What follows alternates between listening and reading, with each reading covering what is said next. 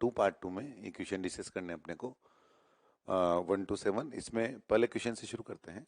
पहले क्वेश्चन में क्या दिया भाई, two small equally charge identical conducting balls. तो दो बॉल हैं और इक्वली चार्ज हैं और एक ही पॉइंट से उनको हमने लटका रखा है। तो एक ही पॉइंट से लटका रखा है, तो ये इस तरह से ये एक ही पॉइंट से लटका रखा है अपन ने।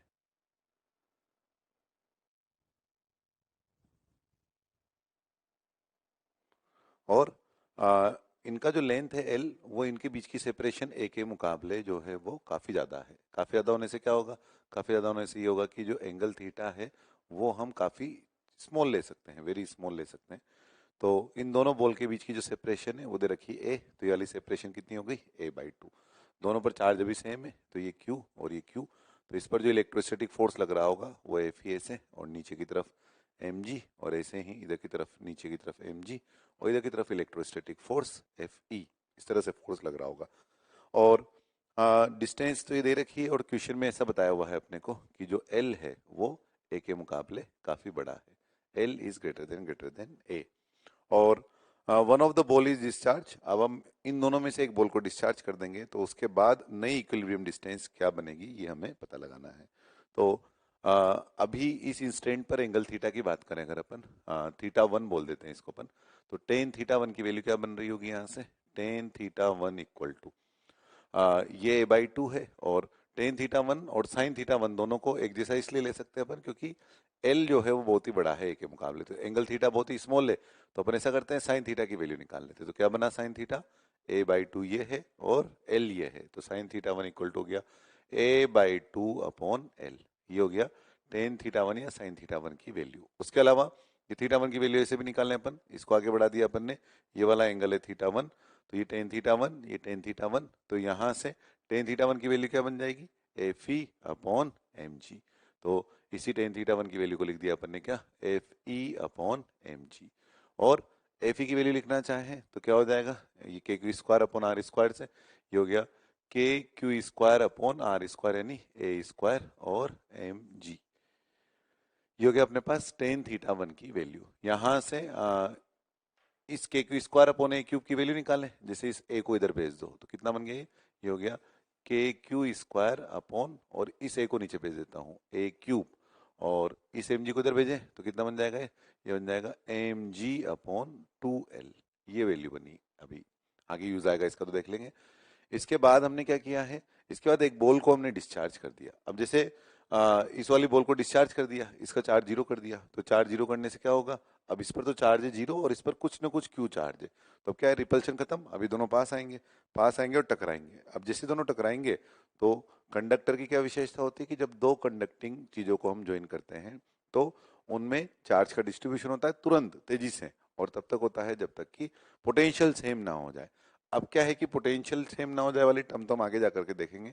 अभी तो हम आइडेंटिकल स्फीयर या आइडेंटिकल ऑब्जेक्ट इसीलिए ले रहे हैं कि पोटेंशियल सेम होने का मतलब चार्ज सेम होना भी है। यानी पोटेंशियल का फॉर्मूला अगर देखें अगर अपन, तो के क्यू बाय आर से, अगर आइडेंटिकल है तो आर सेम हो जाएगा, आइडेंटिकल है तो आर सेम हो जाएगा, तो K Q one by R one और K Q two by R two में आर सेम होते ही चार्ज की जो वैल्यू है वो भी सेम आ जाएगी। तो चूंकि आइडेंटिकल है और एक का चार्ज हमने जीरो कर दिया, एक का चार्ज क्यू है, तो चार्ज का डिस्ट्रीब्यूशन तब तक होगा जब तक कि इन दोनों पे चार्ज इक्वल ना आ जाए, यानी बराबर बराबर ना आ जाए, तब तक हो रहा होगा। तो इस पे अभी हमने जीरो किया था, इस पे क्यू आए, दोनों टकराए, टकराते दोनों पे क्यू बाई टू गया, रिपल्शन हुआ और फिर से दूर जाएंगे। लेकिन अब जब दूर जाएंगे तो इस बार इन दोनों पर जो चार्ज है वो क्यू बाई टू है। इसका मतलब जो सेपरेशन बनेगी इनके बीच की, जो अभी सेपरेशन ए है वो बदल जाएगी, तो माना कि वो सेपरेशन बी हो गई, तो उस बी के बारे में हमें पता लगाना है। तो फिर से अगर अपन डायग्राम देखें तो इस बार जो है बी सेपरेशन के लिए ये डायग्राम जो बनेगा किस तरह से बन रहा होगा, इसी में बना दें उस डायग्राम को चाहें तो इस बार के लिए जो है, जैसे ही चार्ज अगली बार के लिए क्यू बाई टू हो गया, ये वाला फोर्स इलेक्ट्रोस्टैटिक फोर्स बदल गया, तो इसका नाम एफ ई डैश हो गया, और ये तो एम जी है ही, और पूरी डिस्टेंस को अब अगर हमने बी नाम दे दिया है तो ये वाला जो सेपरेशन है इसका नाम हो गया बी बाई टू, और ये वाले का नाम हो गया बी बाई टू। तो अब की बार वाले केस के लिए अगर अपन इलेक्ट्रोस्टैटिक फोर्स लिखना चाहें, एंगल ही बदल जाएगा, एंगल का नाम क्या हो गया, थीटा टू ये एंगल हो गया। तो इस वाले केस के लिए अगर अपन टेन थीटा टू की वैल्यू लिखे तो क्या बनेगा, टेन थीटा टू, जिसे अपन साइन थीटा टू भी बोल सकते हैं। तो साइन थीटा टू की वैल्यू कितनी जाएगी, ये हो जाएगा इस बार b/2/l। और इलेक्ट्रोस्टैटिक फोर्स का नाम क्या हो गया, एफ ई डैश, यानी K Q square upon are square. Q भी बदल गया है, आर भी बदल गया है, और अपॉन एम जी। और के क्यू स्क्वायर की वैल्यू कितनी हो गई, क्यू/2 का स्क्वायर, इसलिए यहाँ 4 आ गया। और ये जो सेपरेशन है ये आ गया यहाँ बी स्क्वायर और एम जी। तो इधर से K Q square upon M G की वैल्यू लिखें या K Q square upon B cube की वैल्यू लिखें।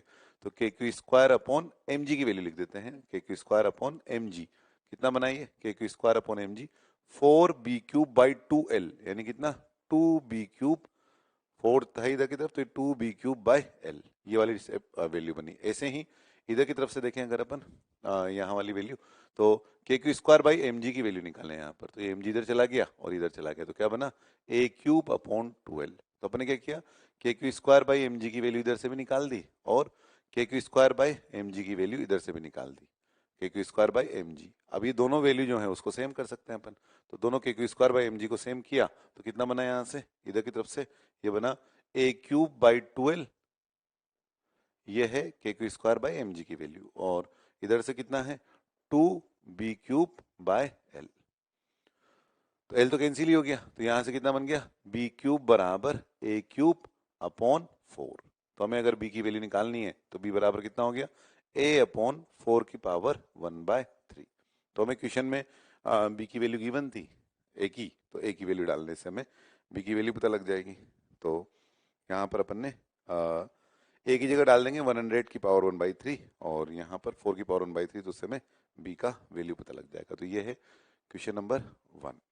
क्वेश्चन नंबर 2 में दो आइडेंटिकल स्ट्रिंग है, इनकी भी लेंथ एल दे रखी है और ये दोनों जिस पॉइंट से कनेक्टेड है उनके बीच की सेपरेशन जो है वो भी एल दे रखी है। और जो चार्ज दिया हुआ है इसमें वो क्या है, Q और -3Q। तो इस पर जो चार्ज है वो है Q और इस वाले पर जो चार्ज है वो -3Q। और ये इक्विलिब्रियम में है, तो इस पर जो फोर्स लग रहा है नीचे की तरफ वो क्या, mg, इधर भी mg और इधर इलेक्ट्रोस्टैटिक फोर्स Fe और Fe। तो इधर की तरफ से फोर्स Fe और इधर की तरफ से फोर्स जो है वो भी Fe। ये फोर्स इस पे लग रहे हैं, तो ये भी इक्विलिब्रियम वाली पोजीशन पर है। तो टेन थीटा की वैल्यू निकलना चाहें जैसे अपने यहाँ पे, तो भी टेन थीटा बराबर कितना हो जाएगा, tan theta equal to tan theta equal to, ये क्या बना यहाँ से, ये टेन थीटा, ये Fe और ये mg, तो टेन थीटा बराबर हो गया Fe/mg। और इसके लिए भी वही टेन थीटा Fe/mg, दोनों के लिए Fe सेम mg सेम, तो इसलिए जो दोनों के लिए थीटा की वैल्यू है वो सेम है। अब हमने क्या किया है, आगे आगे इस पूरे सिस्टम को एक लिक्विड में सबमर्ज कर दिया है ऐसे। अब पूरे लिक्विड इस सिस्टम को लिक्विड में जब सबमर्ज किया तो फिर नए फोर्सेस क्या आ जाएंगे, नए फोर्स में नीचे जो mg लग रहा है उसके अलावा एक बुओयेंसी फोर्स ऊपर और लगने लग जाएगा। और इलेक्ट्रोस्टैटिक फोर्स में भी 1/4πε0 के साथ एप्सिलॉन आर वाली टर्म और आ जाएगी, तो इस Fe की वैल्यू भी बदल जाएगी। तो अब इसी डायग्राम में अगला वाला केस बनाना चाहें तो ये एफ बी ऊपर लगा तो नेट फोर्स नीचे की तरफ कितना हो गया M G minus F B. ये तब के लिए जब हमने इस पूरे अरेंजमेंट को किसी लिक्विड में सबमर्ज कर दिया है तब के लिए। तो ये एम जी माइनस एफ बी हो गया वाला फोर्स, और ये इलेक्ट्रोस्टैटिक फोर्स को अपन ने एफ ई डैश का नाम दे दिया। अब इससे क्या है कि इसका जो एंगल है वो बदल सकता था, लेकिन क्वेश्चन में लिखा हुआ है कि when the entire setup is transferred inside a liquid of specific gravity point 8, it is observed that inclination of each string is remain unchanged। यानी जो एंगल है वो सेम रहा, यानी फिर से हम टेन थीटा की जो वैल्यू है उसको सेम बोल सकते हैं। तो टेन थीटा बराबर इस बार एफ की जगह वो हो गया एफ ई डैश और एम जी वाला फोर्स कितना हो गया M G minus F B. तो यहाँ से एफ ई डैश कितना बन गया के Q square upon are square में एक एप्सिलॉन आर वाली टर्म और एक्स्ट्रा आ जाएगी, जैसे एफ ई वाले केस में 1/4πε0 q square upon are square, तो इसमें एप्सिलॉन आर वाली टर्म और आ जाएगी, जैसे अपन क्या लिख दें एफ ई डैश को F E upon epsilon are, और ये क्या है एम जी माइनस एफ बी। अब देखो ये भी टेन थीटा है और ये भी टेन थीटा है, तो दोनों टेन थीटा को सेम कर दें, दोनों टेन थीटा को इक्वल करें तो इन दोनों को इक्वल कर दिया, तो क्या बन गया बाई 1 and 2, ये हो गया F E upon M G, और यहाँ से ये है f E upon epsilon are और M G minus F B. अब इसमें एप्सिलॉन आर की वैल्यू में निकालनी है, एफ ई तो कैंसिल हो गया और एप्सिलॉन आर की जो वैल्यू है वो कितनी आ गई यहाँ से अपने पास, एप्सिलॉन आर इक्वल टू इधर गया तो हो गया M G upon M G minus F b, और यहाँ से एम यानी density of object volume of object into g, और ये density of object volume of object into g, और यहाँ से density of object density of liquid volume submerge completely submerge, क्योंकि लिक्विड की डेंसिटी जो है वो कम है और ऑब्जेक्ट की डेंसिटी ज्यादा है, और इंटू जी। तो क्या बन गया ये बन गया rho o upon rho o minus rho L.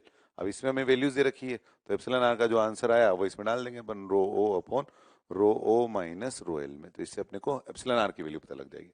अच्छा, इसमें एक बात ध्यान दे सकते हैं आप कि क्वेश्चन में हमने सिर्फ एफ ई अपॉन एप्सिलॉन आर इसलिए लिखा क्योंकि फोर्स का जो एक्सप्रेशन था उसमें सेपरेशन या चार्ज की वैल्यू नहीं बदली। पर मान लो कि ऐसा होता कि सेपरेशन बदल जाता, कब? जब एंगल बदल जाता। तो यहाँ टेन थीटा वन और यहाँ टेन थीटा टू आता, तो इस एफ ई में जैसे यहाँ K Q square upon are square में आर वन स्क्वायर आता, तो यहाँ आर टू स्क्वायर आता, तो फिर इस टर्म में R one square upon R two square वाली टर्म और आती।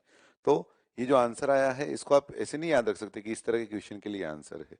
ये आंसर तभी के लिए आया है जब इनके बीच की जो सेपरेशन यानी ये जो एंगल है थीटा वो चेंज ना हो, तब के लिए आंसर है। अदरवाइज उसमें R one square R two square वाली टर्म भी आ रही होगी। ये है क्वेश्चन नंबर 2।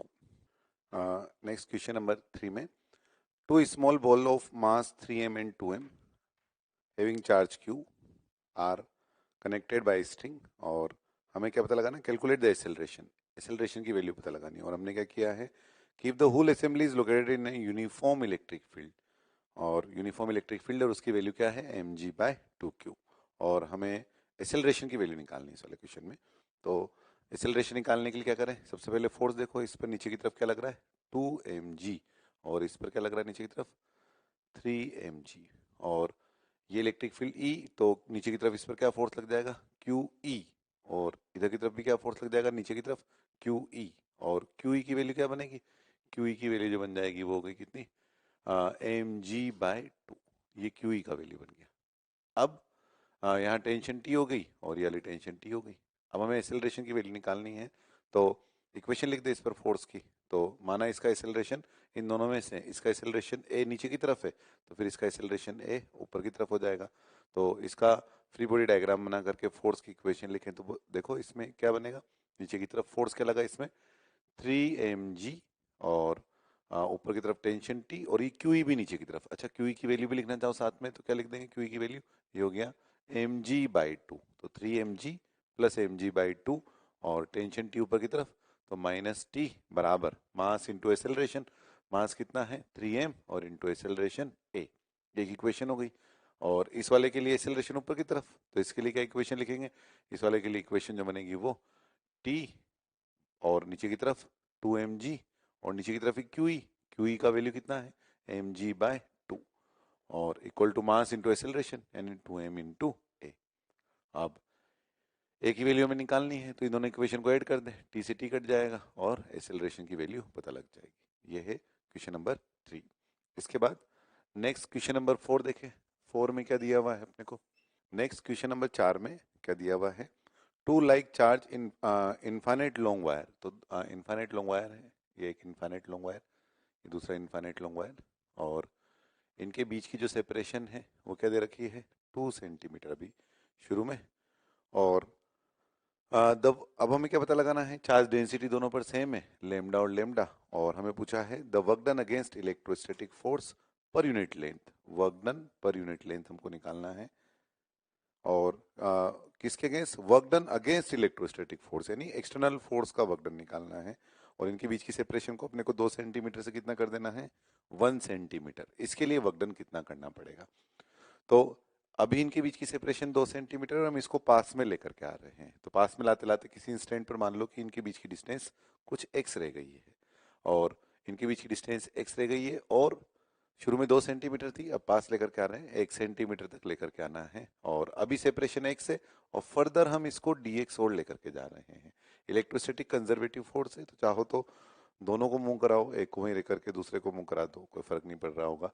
तो मान लो हम इसको मूव करा रहे हैं, अभी सेपरेशन x है और फर्दर dx और लेकर के जा रहे हैं। तो पहले देखो कि जब ये x सेपरेशन पर है तब इसके हर एलिमेंट पर लगने वाला जो फोर्स है इसके कारण वो सेम है कि अलग अलग है। इस दौरान मूव नहीं करा रहे हैं, अभी जब हमने इसको x पर ही रखा हुआ है, जैसे मान लो कि 1.6 सेंटीमीटर पर रखा हुआ है। उस इंस्टेंट पर इस पर जो इस एलिमेंट पर फोर्स जो लग रहा है, इस एलिमेंट पर जो फोर्स लग रहा है, इस एलिमेंट पर जो फोर्स लग रहा है, वो सेम है या अलग अलग है। तो जैसे चार्ज का वैल्यू है अगर डी क्यू, तो इस पर जो फोर्स लग रहा है इधर की तरफ वो डी क्यू इंटू ई, और ई का वैल्यू कितना, ई का value 2k lambda upon x. अब इस वाले पर देखो तो डी क्यू इंटू ई, और ई की वैल्यू कितनी, वही 2k लेमडा अपॉन एक्स। तो हर एक पोर्शन पर इस वक्त जब ये एक्स डिस्टेंस पर है तब जो फोर्स लग रहा है वो फोर्स एक जैसा है। अलग अलग पोजीशन के लिए अलग अलग होगा, पर फॉर गिवन एक्स यानी फॉर गिवन एक्स यानी 1.6 सेंटीमीटर, तो उसके लिए फोर्स एक जैसा है। अब ये जो फोर्स बना है इस पर इस छोटे से एलिमेंट पर फोर्स जो बना है डीएफ, सभी डीएफ डीएफ का एडिशन करें अगर अपन तो टोटल मिलाकर के फोर्स पता लग जाएगा। तो टोटल फोर्स लिखना चाहें अगर अपन इस पर तो फोर्स कितना हो जाएगा, सभी डीएफ डीएफ का एडिशन कर दें, सभी डीएफ डीएफ का एडिशन कर दे तो हो गया इंटीग्रल डी क्यू इंटू ई। तो इस इंस्टेंट पर ई सब पर जो वैल्यू है वो सेम, तो ई बाहर आ जाएगा और ये बन गया क्या, इंटीग्रल डी क्यू। तो एफ की वैल्यू किसके बराबर हो गई, ई बाहर और इंटीग्रल डी क्यू, और इंटीग्रल डी क्यू यानी सारा चार्ज मिलाकर के क्यू। अब वैसे तो क्या है कि इन्फाइनाइट लॉन्ग वायर है यानी वेरी लार्ज लेंथ का, लेकिन मान लो इसकी लेंथ एल है, जैसे 200 करोड़ किलोमीटर भी हो तो भी लेंथ जो कुछ तो मान ही सकते हैं, तो लेंथ की वैल्यू हमने एल मान ली इसकी। तो ई की वैल्यू लिखना चाहें अगर अपन तो ई कितना बनेगा, ई इस वाली पोजीशन के लिए, एक्स वाली पोजीशन के लिए वो है 2k लेमडा अपॉन एक्स। और चार्ज क्यू की वैल्यू लिखना चाहें तो चार्ज क्यू कितना बनेगा, लेमडा चार्ज पर यूनिट लेंथ इंटू एल। ये फोर्स की वैल्यू बनी इस इंस्टेंट के लिए, इस पोजीशन के लिए। अब फर्दर हम इसको इधर की तरफ dx लेकर के जा रहे हैं तो कितना वर्क डन करना पड़ेगा, work done equal to dw, dw यानी क्या, f dot dx। f dot dx की वैल्यू लिखें तो f का मैग्नीट्यूड a डॉट b बराबर क्या, a का मैग्नीट्यूड b का मैग्नीट्यूड इनटू cos थीटा। तो जो फोर्स लग रहा है इस पर 2k लेमडा अपॉन x और इनटू लेमडा इनटू l, ये तो गया फोर्स। ए का मैग्नीट्यूड, बी का मैग्नीट्यूड यानी डीएक्स। अब देखो एक्स जो है वो तो डिक्रीज हो रहा है, जैसे जैसे इधर की तरफ जा रहा है तो एक्स डिक्रीज हो रहा है, और जब भी एक्स डिक्रीज होगा यानी डीएक्स अगला एक्स माइनस पिछला एक्स वो एक नेगेटिव क्वांटिटी होगी, तो उसके आगे हम माइनस लगा करके उसको पॉजिटिव बना देंगे। तो ये डीएक्स के आगे जब हमने यहाँ माइनस लगाया तो उससे इसे हमने पॉजिटिव क्वांटिटी बनाया है। यह है ए का मैग्नीट्यूड, बी का मैग्नीट्यूड। dx के आगे माइनस क्यों आया, ताकि हम इसे पॉजिटिव क्वांटिटी बना रहे हैं। dx खुद नेगेटिव है, अगला x माइनस पिछला x वो खुद एक नेगेटिव क्वांटिटी, तो माइनस लगा करके हमने इसको पॉजिटिव बना दिया।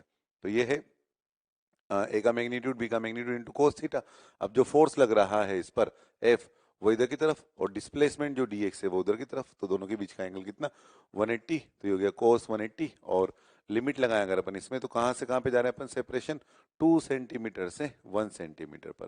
तो cos 180 का माइनस और ये माइनस दोनों मिला करके जो माइनस है वो क्या हो गया प्लस, और ये वाला माइनस प्लस हो गया, और अब यहाँ वैल्यू बची रह गई है एफ की वैल्यू। तो इसमें हमें किसका वर्क डन निकालना चाहिए, ये जो फोर्स है ना ये इलेक्ट्रोस्टैटिक फोर्स है, और अगर एक्सटर्नल का वर्क डन निकालना चाहो तो एफ एक्सटर्नल इधर की तरफ लग रहा होगा तब उसके बीच का एंगल 0 डिग्री आ जाएगा। तो हमें क्वेश्चन बोला हुआ है work done against electrostatic force यानी वर्क डन बाय एक्सटर्नल।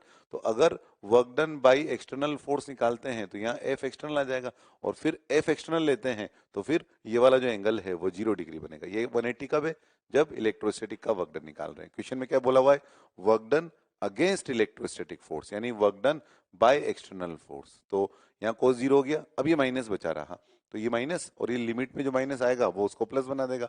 वैसे भी हम डायरेक्टली बता सकते थे कि एक्सटर्नल का वर्क डन तो पॉजिटिव ही आने वाला है, क्योंकि एक्सटर्नल फोर्स और डिस्प्लेसमेंट दोनों सेम ही डायरेक्शन में है। तो work done by external force कितना आ गया यहाँ से, इसमें से 2k लेमडा और लेमडा मिलकर ये लेमडा स्क्वायर एल, ये तो बाहर की तरफ आ गया 2k लेमडा स्क्वायर एल, और dx अपॉन x का इंटीग्रेशन हो गया ln x, और फिर ये जो 1 और 2 का लिमिट उल्टा करें तो ये माइनस उसको प्लस बना देगा, और इनटू ln 2। ये तो बना वर्क डन बाय एक्सटर्नल, लेकिन हमें क्या निकालना है, work done by external per unit length. तो work done by external per unit length निकालने के लिए ये l को नीचे भेज दे, तो कितना बन गया यहाँ से, ये हो गया 2k लेमडा स्क्वायर और इनटू ln 2। ये हो गया work done by external per unit length. तो सेपरेशन पहले 2 थी, हर इंस्टेंट पर सेपरेशन बदल रहे हैं, लेकिन किसी इंस्टेंट पर जब कुछ पर्टिकुलर सेपरेशन है उस इंस्टेंट पर लगने वाला फोर्स या ई की वैल्यू सेम है, इसलिए वो ई इंटीग्रेशन के बाहर आ गया, और इस तरह से इंटीग्रेट करके हमने आंसर निकाल दिया। ये था क्वेश्चन नंबर 4। इसके बाद 5 में the electric field at a point A on the perpendicular bisector of uniformly charged wire of length L। तो एक वायर है, उसका लेंथ दिया हुआ है हमको 3 मीटर और इस पर जो चार्ज है Q वह है 5 नैनो कूलम। तो वायर के केस में अगर हमें लेमडा निकालना हो चार्ज पर यूनिट लेंथ तो उसकी वैल्यू हम बता सकते हैं 5 नैनो कूलम यानी 5 इंटू 10⁻⁹ अपॉन 3 मीटर। अब हमें क्वेश्चन में क्या पता लगाना है, the distance of A from the centre of the wire is 2 metre. तो एक पॉइंट ए जहां पर हमें इलेक्ट्रिक फील्ड पता लगाना है वो 2 मीटर की डिस्टेंस पर है और ये वायर ए जो है वो कहां पर है, परपेंडिकुलर बाइसेक्टर पर, यानी दोनों तरफ से इक्वल इक्वल सेपरेशन पर है। और अब हमें यहाँ पर अगर इलेक्ट्रिक फील्ड की वैल्यू पता लगाना है तो दोनों लाइन को ज्वाइन कर दे अपन, और ये वाला एंगल अगर θ1 है और ये θ2 है तो दोनों एंगल की वैल्यू जो है वो सेम हो गई। तो ई पैरेलल और ई परपेंडिकुलर की बात करें अगर अपन, ये है ई परपेंडिकुलर और ये है ई पैरेलल, तो θ1 और θ2 दोनों सेम है और दोनों सेम है, इसका मतलब हम ऐसा बोल सकते हैं कि ई पैरेलल की वैल्यू जो k lambda by r cos θ2 minus cos θ1 है वो तो जीरो हो गया और हमें निकालना रह गया ई परपेंडिकुलर। तो ई परपेंडिकुलर की वैल्यू क्या होगी, k लेमडा बाय आर और sin θ1 प्लस sin θ2। तो sin θ1 प्लस sin θ2 में अब हमें जो वैल्यूज डालनी है यहाँ पे उसमें θ1 θ2 दोनों सेम है, तो इसमें क्या क्या वैल्यू डालेंगे, लेमडा की जगह तो ये आ जाएगा और 5 नैनो कूलम अपॉन 3 और आर की जगह क्या आ जाएगा 2 मीटर और sin θ1 sin θ2 में sin थीटा की जो वैल्यू है वो क्या बन जाएगी, sin थीटा में ये पूरा 3 था तो इतना सेपरेशन जो है वो कितना हो गया 3/2 और ये वाला सेपरेशन आप निकाल ही सकते हैं, ये 3/2 पता है तो इससे अपने को sin थीटा की वैल्यू पता लग जाएगी। तो ये इलेक्ट्रिक फील्ड यहाँ ए वाली पोजीशन पे पता लग गया। ये है question number 5। Next question number 6 में क्या दिया हुआ है कि ये एक वायर है इनफाइनाइट लेंथ का और ये फाइनाइट लेंथ का है, λ2 इसकी चार्ज डेंसिटी, λ1 इसकी चार्ज डेंसिटी है, यहाँ से यहाँ की सेपरेशन r0 है और हमें क्वेश्चन पता लगाना है कि फोर्स इन दोनों के बीच में कितना लगेगा if L equal to r0। तो r0 को भी L के बराबर ही ले रहे हैं अगर अपन तो फिर फोर्स की वैल्यू निकाल लेंगे, r0 के टर्म्स में भी निकाल सकते हैं। तो इसी कारण यहाँ जो इलेक्ट्रिक फील्ड है, यहाँ जो इलेक्ट्रिक फील्ड है, यहाँ जो इलेक्ट्रिक फील्ड है उसकी वैल्यू अलग अलग होगी। तो इस पॉइंट पर इलेक्ट्रिक फील्ड अलग, इस पॉइंट पर इलेक्ट्रिक फील्ड अलग, तो हमें क्या करना पड़ेगा, अलग अलग जगह फोर्स निकाल करके एडिशन करना पड़ेगा। तो यहाँ से अपन ने x डिस्टेंस पर जाकर के dx विड्थ का एलिमेंट ले लिया और ये जो dx विड्थ का एलिमेंट लिया है अगर इस पर चार्ज dq के बराबर है तो इस पर जो फोर्स लग रहा है इस एलिमेंट पर वो इधर की तरफ लगेगा dq इंटू ई, और अलग अलग जगह ई की वैल्यू अलग अलग है। इस कारण से टोटल फोर्स निकालने के लिए इंटीग्रेशन करें तो इंटीग्रल ऑफ df और ये हो गया क्या, इंटीग्रल ऑफ dq इंटू ई, और dq की वैल्यू क्या बनेगी, dq की वैल्यू हो गई λ2 इंटू डी और ई की वैल्यू क्या बन रही है, ई बराबर है 2k λ1 अपॉन आर, आर का वैल्यू क्या हो गया x। तो इसमें से फोर्स की वैल्यू निकालने के दौरान कांस्टेंट वैल्यूज बाहर ले लें तो हो गया 2k λ1 λ2 और यहाँ क्या बना dx अपॉन x, और x की लिमिट लगा दें तो पहला एलिमेंट कहाँ पे शुरू होगा r0 से और आखिरी एलिमेंट कहाँ खत्म होगा r0 प्लस एल, तो हो गया r0 से r0 प्लस एल। तो फोर्स की जो वैल्यू बनी वो हो गई 2k λ1 λ2 और ln r0 plus L upon r0, ये फोर्स का वैल्यू हो गया। r0 की वैल्यू चाहो तो l डाल दो तो ये 2l अपॉन एल से ln2 बन जाएगा फोर्स की वैल्यू। ये है क्वेश्चन नंबर 6।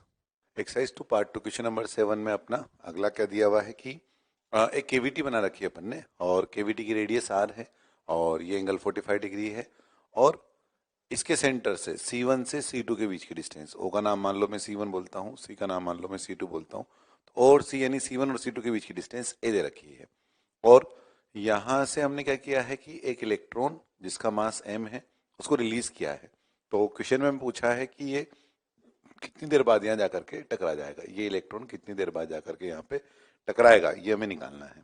तो पहले तो इसका पाथ कैसा हुआ, किस तरह से चल रहा होगा ये, तो यहाँ इलेक्ट्रिक फील्ड की डायरेक्शन किधर की तरफ होगी, तो अपन ने देखा था थ्योरी में इलेक्ट्रिक फील्ड के लिए, इलेक्ट्रिक फील्ड इनसाइड केविटी कोई जनरल पोजीशन ए की बात करें तो आंसर आया था रो C1 C2 vector upon 3 epsilon 0, और इस आंसर की विशेषता ये आई थी कि वो एक ही पोजीशन ये वाली है कि ये वाली उसका फर्क नहीं पड़ रहा, इलेक्ट्रिक फील्ड केवल दोनों सेंटर के बीच की डिस्टेंस पर ही डिपेंड कर रहा है और इलेक्ट्रिक फील्ड की डायरेक्शन दोनों सेंटर को ज्वाइन करने वाली लाइन के अलोंग यानी C1 C2 के अलोंग, ये इलेक्ट्रिक फील्ड की डायरेक्शन है। इस तरह से इलेक्ट्रिक फील्ड की डायरेक्शन, तो यहाँ पर इलेक्ट्रिक फील्ड की डायरेक्शन इधर की तरफ, अब इलेक्ट्रॉन नेगेटिव चार्ज पार्टिकल है तो उस पर जो फोर्स लगेगा वो इधर की तरफ लग रहा होगा, तो इस पर जो फोर्स लगा वो है ई इधर की तरफ, या इसका एसेलरेशन की बात करें अगर अपन, तो एसेलरेशन जो बनेगा इसका वो क्या बनेगा, एसेलरेशन बन जाएगा ई अपॉन एम।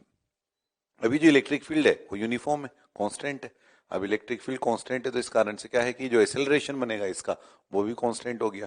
वो कांस्टेंट हो गया तो कितनी देर बाद इसके टकराएगा वो निकालने के लिए अपन एस बराबर you t plus half a t square का यूज कर सकते हैं। तो एक्सेलरेशन की वैल्यू निकालें ई बाई एम और इलेक्ट्रिक फील्ड की वैल्यू डाल दें यहाँ पे रो C1 C2, इलेक्ट्रिक फील्ड का मैग्नीट्यूड लिख रहे हैं अपन, तो C1 C2 के बीच की सेपरेशन है ए और अपॉन 3 एप्सिलॉन 0, ये है इलेक्ट्रिक फील्ड का मैग्नीट्यूड का वैल्यू, रो ए अपॉन 3 एप्सिलॉन नोट। तो यहाँ डालें वैल्यू, ये है रो ए अपॉन 3 एप्सिलॉन नोट, ये एक्सेलरेशन आ गया अपने पास।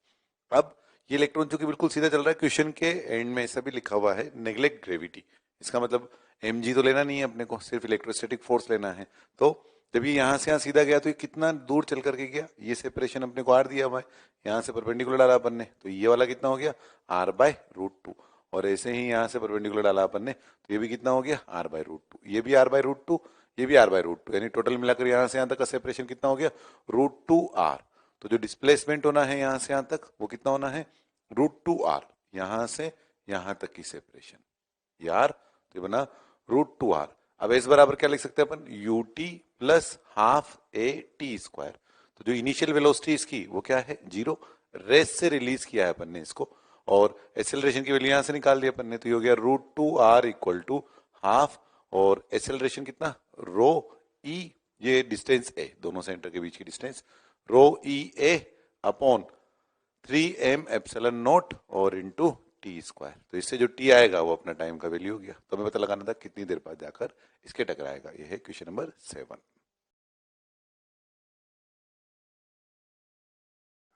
तो इलेक्ट्रोस्टैटिक पोटेंशियल में potential due to hollow sphere का पढ़ा अपन ने, तो potential due to hollow sphere का जो फॉर्मूला कल अपन ने देखा पिछली क्लास में वो क्या था कि अंदर के किसी भी पॉइंट पर जो पोटेंशियल होगा r less than equal to r वो के क्यू बाय आर के बराबर होगा, और इसे हम बोलते किस तरह से हैं कि होलो स्फीयर के अंदर किसी भी पॉइंट पर वही पोटेंशियल होगा जो उसकी सरफेस पर होगा, यानी अंदर किसी पॉइंट पर पोटेंशियल की बात करें तो वो सरफेस के बराबर होगा, और बाहर वाले पॉइंट की बात करें तो बाहर वाले पॉइंट पर क्या पोटेंशियल आएगा वो आएगा के क्यू अपॉन स्मॉल आर। तो बाहर किसी पॉइंट पर पोटेंशियल अगर हमें लिखना है तो उसके लिए हमने क्या बोल सकते हैं किसी उठा करके सेंटर पे लिख सकते हैं। ऐसे इलेक्ट्रिक फील्ड की बात करें अगर होलो स्फीयर के लिए तो अंदर इलेक्ट्रिक फील्ड 0 और बाहर जो इलेक्ट्रिक फील्ड है उसकी वैल्यू सेंटर पे रखे पॉइंट चार्ज की तरह, यह है होलो स्फीयर का पोटेंशियल और इलेक्ट्रिक फील्ड। अब एग्जाम्पल जो पिछला देखा था अपन ने उसी के बाद इसमें कंटिन्यू करें, तो होलो स्फीयर के एग्जाम्पल में नेक्स्ट एग्जाम्पल ये जैसे कि मान लो दो होलो स्फीयर हमको दिए हुए हैं और ये सेंटर है C और इस पर चार्ज Q1 है, इसकी रेडियस R1 है, इसका चार्ज Q2 है और इसकी रेडियस R2 है। और अब क्या है कि जैसे यहाँ पॉइंट B सिलेक्ट किया अपन ने और यहाँ पॉइंट A सिलेक्ट किया है, और हमें क्वेश्चन में ऐसा गिवन है कि B का पोटेंशियल मान लो कि 10 वोल्ट है और A का पोटेंशियल मान लो 20 वोल्ट है, तो हमें C का पोटेंशियल पता लगाना है कि इसके सेंटर C का पोटेंशियल क्या होगा। तो क्वेश्चन में क्या है, क्वेश्चन में यूनिफॉर्मली चार्ज कॉन्सेंट्रिक दो होलो स्फीयर हैं और स्फीयर के सरफेस पर दो पॉइंट सेलेक्ट कर रखे हैं अपन ने और वहां का पोटेंशियल हमें गिवन है, और हमें क्या पता लगाना है कि सेंटर का जो पोटेंशियल है वो क्या होगा। तो सेंटर का पोटेंशियल कैसे निकालेंगे अपन, उसके लिए कुछ निकालने की जरूरत नहीं है। अगर अपन ऐसे देखें कि यहाँ बाहर वाले पॉइंट पर इलेक्ट्रिक फील्ड की जो वैल्यू है वो है किस किस के कारण, इस 1 के कारण भी और 2 के कारण भी, दोनों ही कारणों से इलेक्ट्रिक फील्ड है। यहाँ अंदर वाली पोजीशन की बात करें तो यहाँ इलेक्ट्रिक फील्ड किसी कारण है, यहाँ केवल 1 के कारण है, लेकिन इधर अंदर की तरफ जो इलेक्ट्रिक फील्ड है वो कितना है वो है 0। तो किसी पॉइंट का पोटेंशियल का मतलब क्या होता है, इनफाइनाइट से उस पोजीशन तक अगर हम किसी चार्ज को लेकर के आए तो कितना वर्क डन हमको करना पड़ेगा। तो बी तक आने के दौरान 1 और 2 दोनों के अगेंस्ट वर्क डन करना पड़ेगा, ए तक जाने के दौरान केवल 1 के अगेंस्ट वर्क डन करना पड़ेगा। लेकिन एक बार अगर अपन ए पर आ गए और उसके बाद आगे जा रहे हैं तो हमें इलेक्ट्रिक फील्ड के अगेंस्ट कोई वर्क डन नहीं करना पड़ेगा। तो जो पोटेंशियल ए पर होगा वही अंदर के हर पॉइंट पर होगा। तो हमें सी का पोटेंशियल पता लगाना है तो हम ऐसा बोल सकते हैं कि सी का पोटेंशियल वही होगा जो ए का होगा, यानी 20 वोल्ट। तो हमें कुछ लिखने की जरूरत नहीं पड़ी, बाय डेफिनेशन हमने डायरेक्टली बोल दिया कि ए का जो पोटेंशियल है वही अंदर के हर पॉइंट का होगा, क्योंकि यहाँ का इलेक्ट्रिक फील्ड 0 है। यह है potential due to hollow sphere के कुछ एग्जाम्पल। और अब इसके बाद आते हैं अपन potential due to solid sphere. Solid sphere के कारण पोटेंशियल, सॉलिड स्फीयर के कारण अगर हमें पोटेंशियल निकालना है तो उसके लिए डेरिवेशन देखें अपन, potential due to solid sphere. Next heading अपनी जो है वो है potential due to uniformly charge solid sphere. Hollow sphere के लिए हमने देखा इसके पहले, अब सॉलिड स्फीयर की बात करें। सॉलिड स्फीयर का पोटेंशियल देखने के पहले मैं इलेक्ट्रिक फील्ड का फॉर्मूला हल्का सा बता देता हूं आपको कि जो सॉलिड स्फीयर है उसके कारण इलेक्ट्रिक फील्ड की बात करना चाहें अगर अपन, तो यूनिफॉर्मली चार्ज सॉलिड स्फीयर के बाहर वाले पॉइंट पे इलेक्ट्रिक फील्ड कैसे आया था कि जैसे सेंटर पे एक पॉइंट चार्ज रख दें ऐसे, यानी यहां से सेंटर से आर डिस्टेंस पर आर ग्रेटर देन आर वाली पोजीशन पर वैल्यू जो आई थी वो थी के क्यू अपॉन आर स्क्वायर। और ये जो आंसर है वो यूनिफॉर्मली चार्ज सॉलिड स्फीयर के लिए ही है। और हमें अंदर वाला आंसर और ध्यान रखना है इसमें, तो E R less than R के लिए क्या आंसर आया था, K Q small R upon capital are cube. Q के टर्म में K Q small R upon capital are cube, और रो के टर्म में रो आर अपॉन 3 एप्सिलॉन 0। यह है electric field due to uniformly charge solid sphere. और rho के term में रो आर अपॉन 3 एप्सिलॉन 0 और क्यू के टर्म में K Q small R upon capital are cube. बाहर वाले पॉइंट के लिए हमने क्यू के टर्म में लिखा हुआ है, रो के टर्म में जब जरूरत पड़ेगी तो क्यू को हम लिख सकते हैं rho into 4/3 pi r cube, pi capital are cube. उससे हमें बाहर वाले पॉइंट पर भी रो के टर्म में जब भी चाहिए तब वैल्यू पता लग जाएगी। ये था इलेक्ट्रिक फील्ड। अब हम पता लगाना आते हैं potential, potential due to solid sphere. और सबसे पहले मान लो अपन बाहर वाले पॉइंट के लिए पता लगाना आते हैं पोटेंशियल उन सब पॉइंट के लिए जो सॉलिड स्फीयर के बाहर वाली पोजीशन पर है। तो यह है सॉलिड स्फीयर और इसके कारण हमें बाहर किसी पॉइंट पर पोटेंशियल की वैल्यू निकालनी है। तो पोटेंशियल का आंसर निकालने के लिए अपने पास दो रास्ते हैं। क्या रास्ता है, एक तो है इंटीग्रल डीवी, यानी हम एलिमेंट लेकर के इंटीग्रेशन करके आंसर निकालें, और दूसरा रास्ता है अपने पास minus E dot D r, यानी इनफाइनाइट से उस पोजीशन तक यूनिट पॉजिटिव चार्ज को लाने में जो वर्क डन किया गया वो वाली वैल्यू निकाल लें। तो इन दोनों में से जो भी रास्ता आसान पड़ेगा उसका यूज करेंगे। हालांकि सॉलिड स्फीयर में अपन एक दोनों से निकाल करके देख लेंगे, दोनों की ही जरूरत रहेगी अपने को। तो सबसे पहले अपन इंटीग्रल डीवी वाले रास्ते से देखते हैं, इस वाले मेथड से, फर्स्ट वाले मेथड से। तो हमें क्या पता लगाना है, सॉलिड स्फीयर के बाहर किसी पॉइंट पर पोटेंशियल की वैल्यू। उसके लिए हम क्या करें, एलिमेंट लें। तो क्या लेते हैं अपन सॉलिड स्फीयर के लिए एलिमेंट, लार्जेस्ट पॉसिबल एलिमेंट जो है और जो मोस्ट सिमेट्रिकल भी है वो है होलो स्फीयर। तो होलो स्फीयर एलिमेंट ले लेते हैं। तो हमें सेंटर से आर डिस्टेंस पर किसी पॉइंट पी पर पोटेंशियल निकालना है। तो उसके लिए हमने एलिमेंट क्या लिया, यहाँ सेंटर से एक्स डिस्टेंस पर जाकर के डीएक्स विड्थ का एक होलो स्फीयर ले लिया। यह है होलो स्फीयर, और ये जो डीएक्स विड्थ का होलो स्फीयर लिया है अपन ने, इस पर चार्ज जो है वो है डी क्यू चार्ज है अगर इस पे। तो v कैसे लिखेंगे अपन एलिमेंट के लिए, इंटीग्रल डीवी की मदद से। अब डीवी यानी एलिमेंट के कारण पोटेंशियल। क्या है अपने पास एलिमेंट जो है वो है होलो स्फीयर। तो क्या बनेगा होलो स्फीयर कारण पोटेंशियल। इस होलो स्फीयर के लिए बताओ ये पी पॉइंट कहां पर है, वो बाहर। तो इसे उठा के कहां रख सकते हैं, सेंटर पे। इस दौरान यूनिफॉर्मली चार्ज होना क्यों जरूरी है, क्योंकि हम होलो स्फीयर का जो फॉर्मूला यूज करने वाले हैं उसके लिए होलो स्फीयर को यूनिफॉर्मली चार्ज होना जरूरी है। तो इसलिए सॉलिड स्फीयर को भी यूनिफॉर्मली चार्ज होना जरूरी है। तो पोटेंशियल की वैल्यू क्या आ गई अपने पास, के डी क्यू बाई आर। इस एलिमेंट के कारण यहाँ पी पॉइंट पर पोटेंशियल के लिए इसे उठा करके सेंटर पे रख दिया। इस दौरान एक्स पिक्चर में नहीं आया है अभी। और अगर अपन यहाँ पे अलग अलग एलिमेंट की बात करें तो अलग अलग एलिमेंट के लिए एक्स अलग अलग है, लेकिन सभी के लिए आर एक जैसा है। सभी को उठ के सेंटर पे आना है, तो सभी को उठ के सेंटर पे आना है। तो ये आर क्या इंटीग्रेशन के बाहर आ जाएगा, हाँ, क्योंकि हर एक उठकर जब सेंटर पे आएगा तो सेंटर से इस पी की डिस्टेंस आर के बराबर। तो ये आर बाहर आ गया यहाँ से, और क्या बचा रह गया, इंटीग्रल डी क्यू। अब इंटीग्रल डी क्यू में सारे डी क्यू मिलकर किसके बराबर हो गए, क्यू के बराबर। तो v बराबर क्या हो गया, के क्यू बाई आर। तो ये अपन ने इस मेथड से आंसर निकाल लिया r greater than equal to r के लिए एलिमेंट लेकर के के क्यू अपॉन आर। अच्छा, इसी में ये कब के लिए था, यूनिफॉर्मली चार्ज के लिए। अब एक बहुत ही जो पॉपुलर क्वेश्चन है रो बराबर रो नोट एक्स, उसकी बात करें, यानी मान लो कि यूनिफॉर्मली चार्ज नहीं है और एक एग्जांपल है कि rho equal to rho naught x, इस तरह से चार्ज डिस्ट्रीब्यूशन है। अगर रो बराबर रो नोट एक्स है और हमें पोटेंशियल की वैल्यू निकालनी है R greater than equal to R वाली पोजीशन के लिए, तो फिर कैसे निकालेंगे। तो अलग अलग एक्स के लिए रो की वैल्यू अलग अलग है, लेकिन सेम एक्स के लिए तो रो की वैल्यू एक जैसी है। तो वापिस से क्या करें, यही एलिमेंट ले। ये अब अपन एग्जाम्पल की बात कर रहे हैं कि अगर चार्ज डिस्ट्रीब्यूशन जो है वो इस तरह से है तो बाहर किसी पॉइंट पी पर पोटेंशियल क्या होगा। तो क्या कर रहेगी पहली स्टेप, एक एलिमेंट ले लिया होलो स्फीयर। इस होलो स्फीयर के लिए पी पॉइंट कहाँ है, बाहर, उठ के कहाँ जाएगा, सेंटर पे। तो यानी ये लाइन तो सेम आ जाएगी के डी क्यू बाई आर। और ये जो होलो स्फीयर जब वो सेंटर पे आ गया तो आर सेम है, तो आर बाहर आ गया, तो यहाँ क्या बचा रह गया, इंटीग्रल डी क्यू। और सारा डी क्यू मिलकर किसके बराबर हो गया, क्यू के। यानी कुल मिलाकर बस अब हमें क्यू और निकालना रह गया। अब की बार क्यू नहीं गिवन है, इस बार रो गिवन है, तो टोटल क्यू की वैल्यू हम कैसे निकाल सकते हैं, q equal to integral d Q.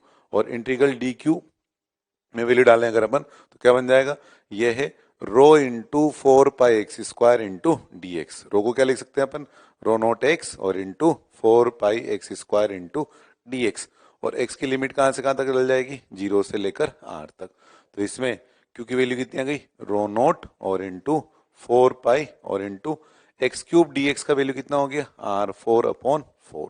ये क्यू बन गया, ये क्यू उठाकर यहाँ डाल देंगे तो इसे अपने को पोटेंशियल की वैल्यू पता लग जाएगी। तो ये अपन ने v बराबर इंटीग्रल dv से आंसर निकाला पोटेंशियल का।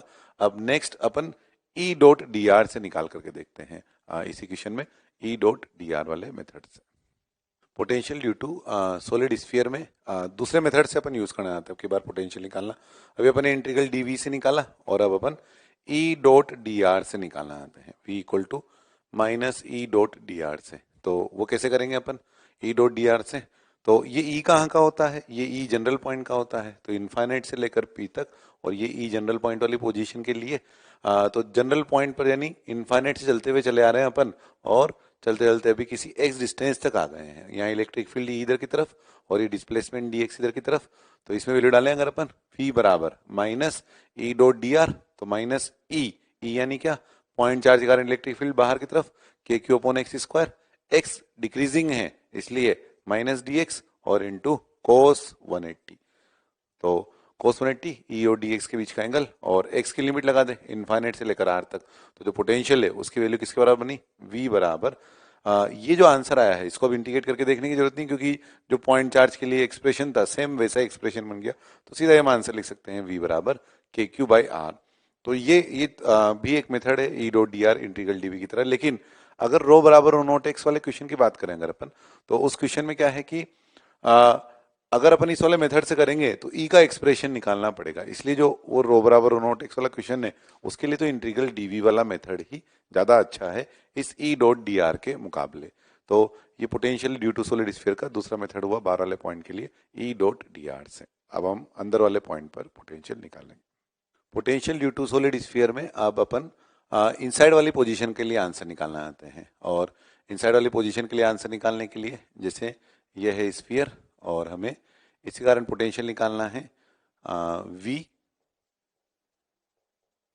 r less than equal to R वाली पोजीशन के लिए, यानी सेंटर से अंदर यहाँ किसी पॉइंट p के लिए।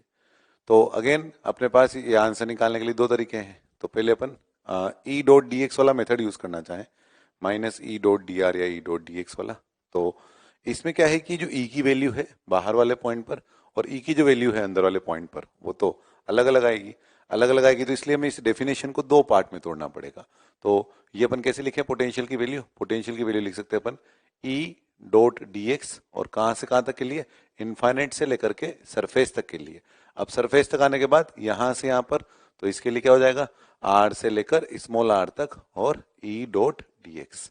तो पी पोजीशन तक आ रहे हैं तो इनफाइनाइट से सरफेस तक ई की डेफिनेशन अलग, इसलिए हमने जैसे मोड एक्स का फंक्शन होता है -2 से 3 तक इंटीग्रेट करना हो तो दो टुकड़ों में तोड़ देते हैं, वैसे ही यहाँ अपन इसको दो टुकड़ों में तोड़ रहे हैं क्योंकि ई की डेफिनेशन यहाँ पर और यहाँ पर अलग अलग है।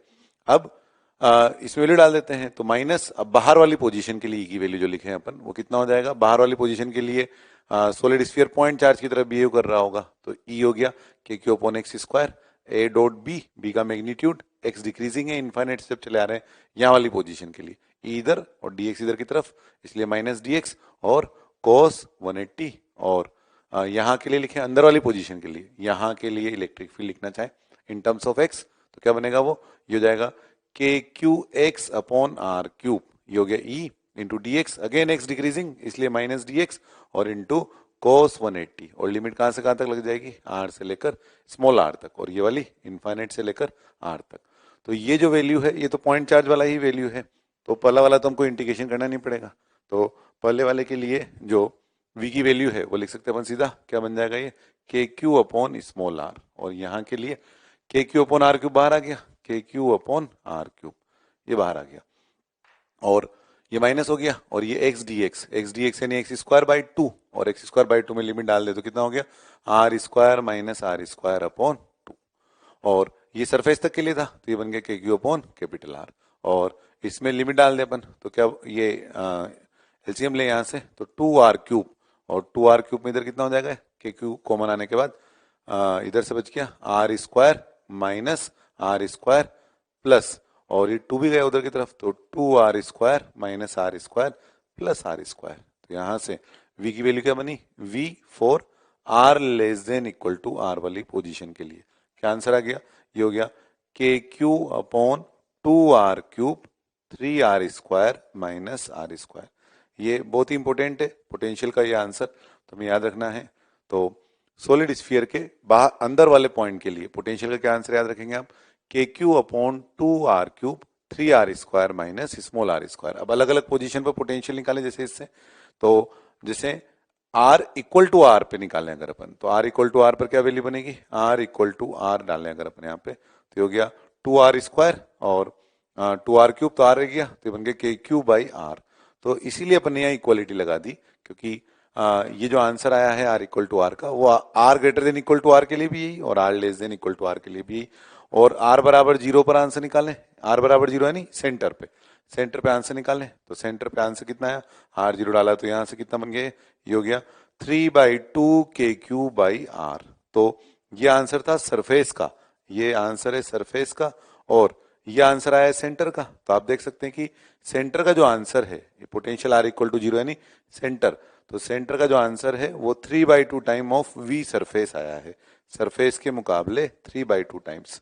तो अंदर का पोटेंशियल ज्यादा क्यों आ रहा है यहाँ से, क्योंकि यहाँ इलेक्ट्रिक फील्ड ऐसे इधर की तरफ, यहाँ इलेक्ट्रिक फील्ड ऐसे इधर की तरफ, तो इनफाइनाइट से जब हम चलते हुए आ रहे हैं सरफेस तक तो भी हमें वर्क डन करना पड़ रहा है अगेंस्ट द इलेक्ट्रिक फील्ड, और एक बार सरफेस पर आ गए तो होलो स्फीयर में तो अंदर जाने पर कोई वर्क डन नहीं करना पड़ रहा था, लेकिन सॉलिड स्फीयर में भी अंदर तक जाने के दौरान फिर से इस इलेक्ट्रिक फील्ड के अगेंस्ट वर्क डन करना पड़ेगा, तो और ज्यादा पोटेंशियल की वैल्यू आ रही होगी। तो इसलिए हमें ये पोटेंशियल का आंसर याद रखना है सेंटर के लिए 3/2 के क्यू बाई आर।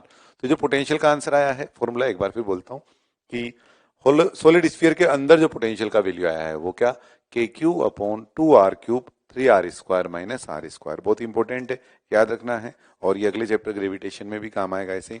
और सरफेस का पोटेंशियल के क्यू बाई आर, सेंटर का 3/2 के क्यू बाई आर, और सेंटर का जो पोटेंशियल है वो सरफेस के मुकाबले 3/2 टाइम्स। ये है potential due to solid sphere E dot D X वाले मेथड से। Potential due to solid sphere में अब अपने को इनसाइड वाली पोजीशन के लिए आंसर निकालना है, यानी V R less than equal to R वाली पोजीशन के लिए पोटेंशियल की वैल्यू निकालनी है। तो अभी अपन ने जो देखा ई डॉट डी एक्स वाले मेथड से उसमें रो बराबर और नॉट एक्स वाले सवाल में दिक्कत आएगी। उसमें रो बराबर और नॉट एक्स वाले सवाल में क्या है कि फिर हमें ई की वैल्यू पहले से ही जाननी होगी, तो हम इसीलिए दूसरा डेरिवेशन भी देख रहे हैं इंटीग्रल डीवी वाला। दूसरा मेथड इसलिए देख रहे हैं अपन इंटीग्रल डीवी वाला ताकि अगर अब रो बराबर और नॉट एक्स वाला सवाल है तो वो रिलेटिवली छोटा पड़े, तो उसके लिए अपन ने जो मेथड यूज करने वाले अभी पोटेंशियल निकालने के लिए वो है इंटीग्रल डीवी। तो क्या जाते हैं अपन कि सॉलिड स्फीयर के सेंटर से r डिस्टेंस पर ये जो पॉइंट P है यहाँ का पोटेंशियल पता लगाना आता है। तो डैश डैश से लाइन बना दी, ये वो स्फीयर है जिस पोजीशन पर हम पोटेंशियल की वैल्यू निकालना आते हैं। और दो तरह के एलिमेंट ले लिए अपन ने, एक एलिमेंट वो जो इसके पहले स्फीयर रहेगा वो वाला, यानी एक्स पे जाके जो डी एक्स का ये स्फीयर लिया है उस वाले स्फीयर पे चार्ज अगर डी क्यू है तो इस वाले स्फीयर के लिए पी पॉइंट जो है वो कहाँ पर है, बाहर। और एक्स पे आके डी एक्स का जो स्फीयर ले रखा है वो जब आगे बढ़ते बढ़ते इसको पार कर जाएगा, यानी आर से बड़ी रेडियस वाला होगा, तो इस वाले स्फीयर के लिए ये पी पॉइंट कहाँ लाई कर रहा है, अंदर।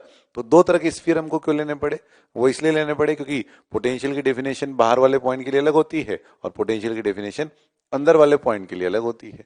तो इसके लिए जो है पोटेंशियल की वैल्यू निकालनी अगर अपने को पी पॉइंट पर, तो हमें इस बार दो टुकड़ों में पोटेंशियल लिखना पड़ेगा, इंटीग्रल डीवी और उन सभी स्फीयर के लिए जिनकी रेडियस कहां से कहां तक है, जीरो से लेकर के स्मॉल आर तक। डीवी जीरो से लेकर स्मॉल आर तक, यानी लिमिट डाल दो चाहो तो यहाँ जीरो से लेकर स्मॉल आर तक। और वो सारे होलो स्फीयर जिनके लिए पी पॉइंट इनसाइड लाई कर रहे हैं।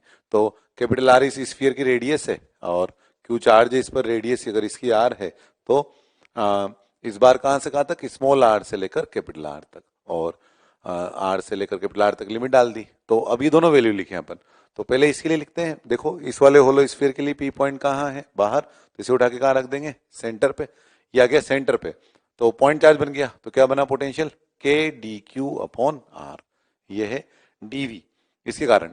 और इसके लिए बताओ, इस दूसरे वाले के लिए लिखना चाहें अगर, तो इस वाले स्फीयर के लिए रेडियस क्या है, इसकी भी एक्स थी, लेकिन यहाँ एक्स क्यों पिक्चर में नहीं आया, क्योंकि इस पॉइंट पी पर आंसर लिख रहे थे ना, तो इसे उठा के सेंटर पर रख दिया। तो अब एक्स पिक्चर में नहीं आया, सिर्फ रेडियस क्या आ गई, स्मॉल आर।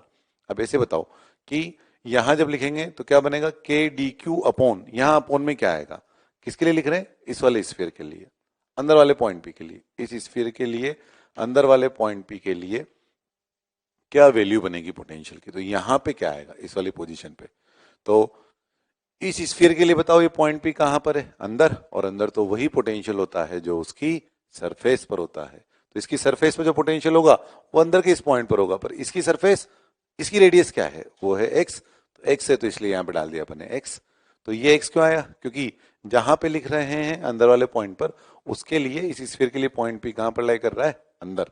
और इसमें एक्स क्यों नहीं आया, आर क्यों आया, क्योंकि इसके लिए वो बाहर लाई कर रहा था, तो इसे उठा करके सेंटर पर रख दिया। तो बस इसी पे ध्यान देना है आपको कि यहाँ पर एक्स आया था, कैसे आया था, और यहाँ पर आर आया था, वो कैसे आया था, इसी पर ध्यान देना है। अब तो लिमिट डाल दो इसमें, तो जीरो से लेकर स्मॉल आर तक ये, और स्मॉल आर से लेकर कैपिटल आर तक ये।